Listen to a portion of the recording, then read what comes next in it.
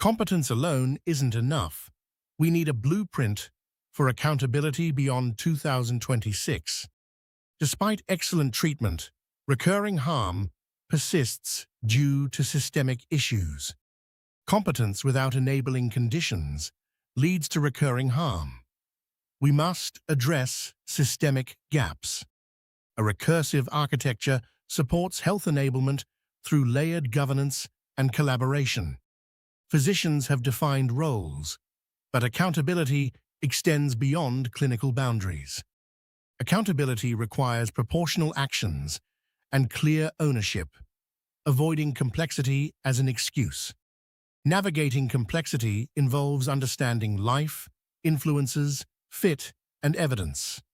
Accountability in asthma care involves multiple levels, testing governance effectiveness.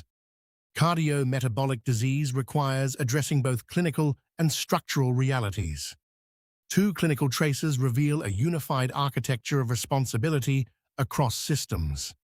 True governance involves shared authority and resource control, not just consultation.